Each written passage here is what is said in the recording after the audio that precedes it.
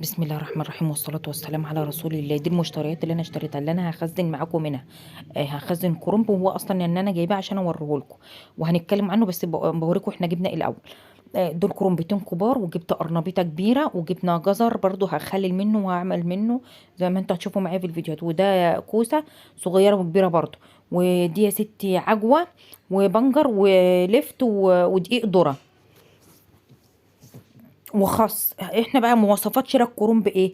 تبص على الورقه الخضراء من بره، بص ايوه الحتتين اللي انا ماسكاهم دول، الورقه قافله لحد الاخر، مش معموله قافله لحد العرق بتاعها من فوق.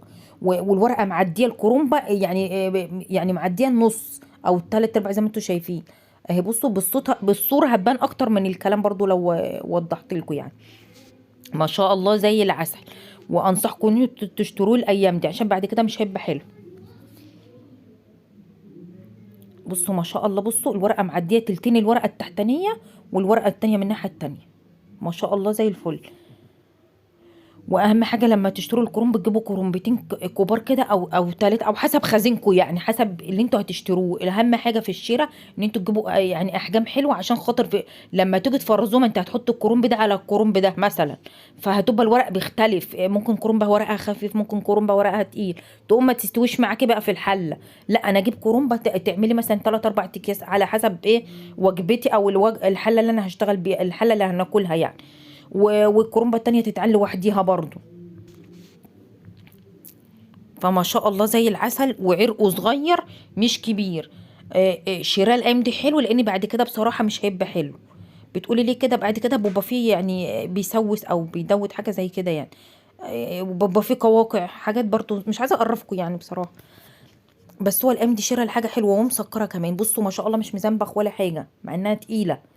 مش هكدب عليكم هي تقيله، والتانية خفيفه شويه برضو بس حلوه. بصوا انا هاخد الورقه الخضرا دي، لكن الاخضر الغامق لا. زي ما انتوا شايفين، اللهم صل على النبي. على التانية برضو بصي ما شاء الله جميله معديه. انا برضو زيكم بتعلم برضو لحد دلوقتي في شراء الكرنب، ما بعرفش اشتريه. ما بعرف باخد يعني، ماما بتشتري وانا يعني بتعلمني. كل مره تقول لي هاتي دي كذا، او اقول لها دي عجباكي تقول لي لا. طب طب مواصفاتها ايه؟ تقول لي طب إيه؟ واقعد اسالها بقى انت رجعتها ليه؟ تقول لي لا فيها كذا وكذا، عرقها مش حلو وفاضيه. بتقعد تديني بقى يعني نصايح وانا واقفه اشتري. انا مش بعرف اشتري بصراحه، فانا لازم بروح معاها كل سوق عشان خاطر ان انا اتعلم برضه. دي ما كانتش ليها راس يعني، مقطعينها في الغيط، بس حاولنا برضه نعملها.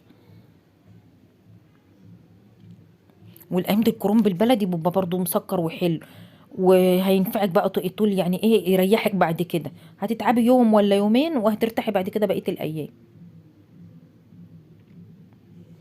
زي ما انت شايفه، اللهم صل على النبي. بص ورقتها معديه الطره التانية يعني، معديه بصي تلتين الورقه التانية زي ما بوريكم. بصوا هنجيب بقى. بصوا انا عندي حله قديمه كده بقى يعني مخصصه للبتاع ده. بصوا اهي للسلق والحاجات دي يعني. فدي ملح وكمون وقرفه زي ما قلت لكم. وبعد كده بنزل بقى بتشد الروح. وبعدين انا عاملاه من بالليل واشتغلت فيه تاني يوم الصبح، ومش ليه ريحه ولا ليه اي حاجه. مش بيبقى له ريحه الايام دي الكرنب، بعد كده اللي في طلعه الصيف اللي بيبقى ليه ريحه، لانه مش في اوانه. بيختلف عن الكرنب البطه، بيبقى برضه مش ليه ريحه عشان هو مزروع في الصيف. الصيف صيف والشتاء شتاء، فكل حاجه في اوانها بتبقى حلوه يعني. مش ليه ريحه خالص على ضمانتي. مش بصوا لو انتوا جت بقى معاكم الطره يعني طاره الكرنب كبيره عن طاره الحله بتاعتكم، هتقعدوا بقى تحطوا كده وتسحبوا ورق ورق كتير كده لحد ما ايه توصلوا لنص الطاره بس. نص طاره الكرنب او دايره الكرنب يعني. بصوا انا حسيت ان الحله ده، بس هرجع ارده تاني. اللي انا بطلعه ده بيكون ايه يعني استوى شويه برضه، بس انا هرده عشان الحله تحس ان هي يعني مكتومه في الكرنب. بصوا بقى الورقه لحد اخر العود بتاعها او الساق مقفوله حتى من جوه اهي. يعني انتوا لو بصيتوا بصي في الدايره، بصي من عند الدايره اللي انا هشيل منها دي مقفول، الورقه واصله لحد الاخر زي ما انتوا شايفين. فانا بوسع على نفسي بصراحه. كده بقى كانت هي ايه يعني ارتاحت في الحله كده وقمت اعملها. وبعدين انا ما بغليش الميه قوي، بسيب الميه تنمل. انا ما بحبش اهري الكرنب زي ما انتوا عارفين، لانه هيرجع يستوي في الحله يعني. هو صوابع، فما بحبش اهريه. يقوم ياخد وضع السوا بقى مع في الرز بتاعه يبقى حلو. ما شاء الله. بصوا الورق، اللهم صل على النبي، ولا فيها ولا غلطه لاخر ورقه. كده كنت بسهل على نفسي عشان خاطر يعني افككه شويه، يقوم ما ينهريش اللي تحت خالص، واقعد اتحرك براحتي. بصوا ما شاء الله مقفوله ازاي.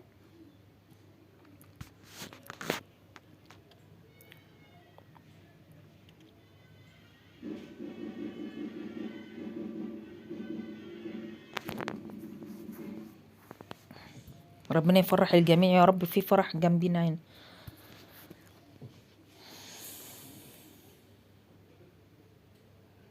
وربنا يعين لكل واحد نصيبه بالخير.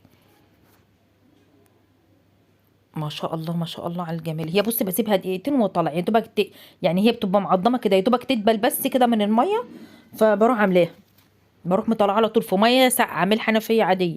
الجو ساقع الايام دي والميه زي الفريزر بالظبط. بس انا كمان هبوريكم الطبق برضو عشان تشوفوا انا بحطه، بس انا بحطها جنب الحوض، فالحوض بعيد عني، بعيد عن البوتاجاز. فانا هوريكم برضو ان انا يعني لما اشيل دول هحطهم، هوريكم ان انا بحطه في الطبق. هي الميه مش غامقه، الحله هي القديمه، الميه مش غامقه يعني، انا مش مكتره الحاجات. انا رجعتهم تاني زي بقى يعني يدبلوا شويه، كانوا دبلانين شويه، فياخدوا بس دقيقتين كمان عشان يبقى يستووا برضو.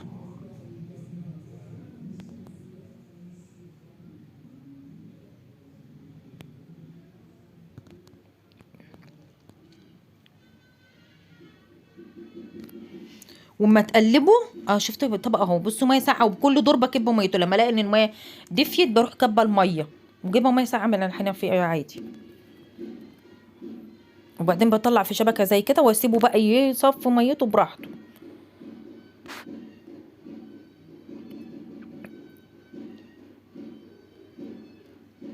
وكل ما اطلع دور يعني اشيل دور من الميه الساقعه احط دور في الميه السخنه، وهكذا كده يعني. بس انا كنت حاطه الطبق على الحوض، فانا بوريكم بس انا بعمل ايه. اللهم صل على النبي. الورقه عريضه ومليانه وزي الفل، وربنا يحسن ختامه يا رب، وناكله في عز الهنا يا رب، احنا وانتوا اجمعين يا رب.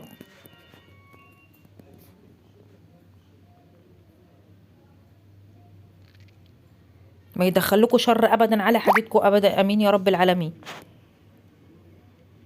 بصوا بقى الورقه بتاعت الحله الكبيره، اللهم صل على النبي.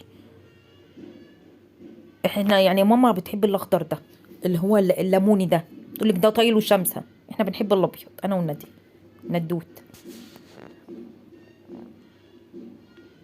وساعات تيجي ورقه معاكي تخينه كده ومجلده وتكون مش محشيه رز، وتلاقيها مسكره ويبقى العرق بتاعها سكر. اه والله، اللي انا كنت عاملاها من يومين ثلاثه معاكم كانت زي العسل. ما شاء الله والله الخير كتير، والله الخير كتير. النهارده رحنا النهارده الجمعه كنا في السوق في حته اسمها الحلقه عندنا.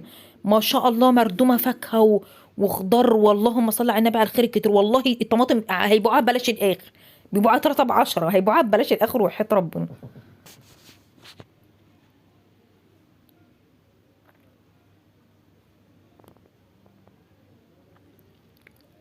بصوا بقى انا هقول لكم الكرنب بيجلد معاكم ليه.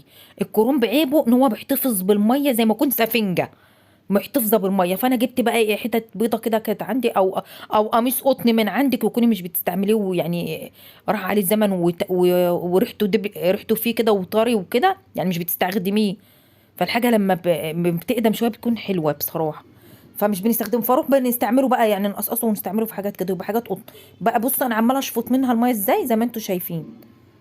الميه هي اللي بتخليه جلد، الميه بتاعته. عشان كده انا مبيتاه من بالليل والله، وكان محتفظ بالميه برضه، مش هكدب عليكم.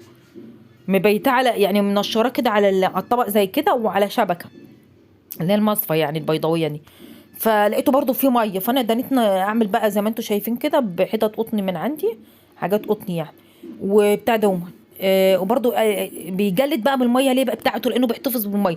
ويجي يدخل الفريزر هو بيبقى في ميه بتاعته مع بخار التلج او السقوعيه بتاعت الفريزر، بتخليه يجلد. ما هو شبعان ميه مع ميه التلج الفريزر فبيجلد. حتى لو حطاه قافله عليه في علب او في اكياس برضه بيجلد. فانتوا جربوا ان انتوا تنشفوه. انا الدرجه برضه هفتح عليه المروحه يبقى ينشف خالص. وبرضه حطيت يعني هي الملايه دي كلها على بعضيها يعني انا سايباها مخصصاها للحاجات دي، يعني حاجات المطبخ، يعني الملوخيه الكلام ده. هي اصلا بغسلها بكلور مع الابيض، بس هي مش عادلها استعمال عندي يعني. هي ملايتين اطفال اللي هي القلوب دي. فانا بقى حطيتها ونشفت بقى عليها برضو، وحطيت بصي اهو منشفه ازاي، زي ما انت شايفه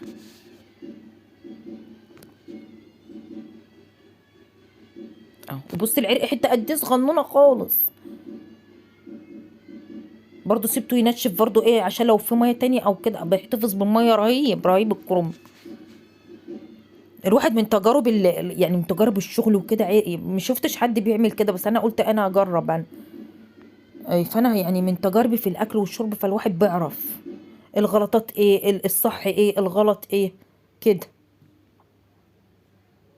يعني يومها استعملت والله قماشات كتيرة قط.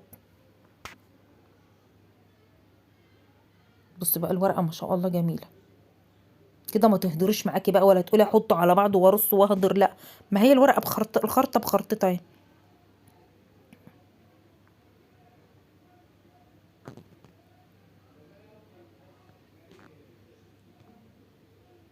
زي ما انت شايفة بقى، مليت الصينية دي كلها، صينية كبيرة ألمونيا كده، ما شاء الله جميلة. وبعد كده قطعته بقى مربعات زي ما انت شايفه، ملا اللي بتاع، وجبت كان عندي ورق خاص. اهم حاجه ورق الخاص جميل الايام دي يا جماعه، خشن. الورقه الخشنه مش الناعمه بتاعت اول السنه، فخزنوه الايام دي حلو. فانا هحط الحته دي مش كانت واضحه بس هتوضح بعد كده. هحط لكم حبه خاص يعني من اللي هو الخرط اللي انا عاملاه ده، اعتبرها مربعات كده خاص. الطابور بطابوره، مش كنت عارفه اقول الكلمه. الطابور بطابوره، وبعد كده بتحطي حبه ورق من ده في النص او على جنبه. هيمتص معاك الميه برضو، ومش هيعوز تليق بقى، مش هيعوز تليق الورق الخاص. ولو في ميه في الكرنب هيمتص الميه بتاعتها. يبقى احنا ايه، وفرنا سلق الخاص، ومنه مش ينشف منك من الفريزر لو حطيتيه لوحده. مع ان انا حاطاه لوحده، وعندي يعني كل ما اجيب خاص اروح حاطه واخده القرطه، حطاها في الفريزر ومش بيجرى له حاجه برضه. بصوا زي ما انتم شايفين بينه وبين بعضيه اهو. بصوا الورقه خشنه وجميله ازاي كده، وضحت شويه اهي. بص هتجيبي رصتي، اهم حاجه تبقى رصه بيضه، رصه ليموني، رصه خضراء من ورق الكرنب، عشان تبقى الكيس متشكل معاكي زي ما انتوا شايفين زي الفل. ولما تجيبي خس قولوا له انا عايزه خس، في خس للمحشي قولوا انا عايزه خس يعني يكون بتاع يرمي معاكي ورق. انما في خس تجيبيه متكوك يبقى كله وز، يعني الخصايه متكوكه مليانه، بتبقى الوزه مليانه كبيره من جوه، ده ما بيرميش معاكي ورق. فانا بقول له هات خس للمحشي، راح مديني خس ومديني قرطه بتاعت يعني كانت عنده برضه، قطعها لي واداها له. بصوا بقى الورقه ناشفه وجميله ازاي اهو. في كيس احسن لك، الكيس يبقى مفروض احسن ما نحط علب، لان انا بحط في فريزر التلاجة بصراحه، فمش عايزه ادك قوي او اخد مكان. فبص انا بحط حبه خضر وحبه ليموني وحبه اخضر من بتاع الكرنب.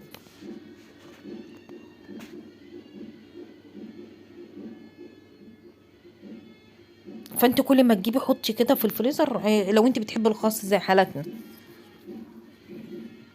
بص اهو مش بيجرى له حاجه خالص، انا مجرباه قبل كده وكنت عاين.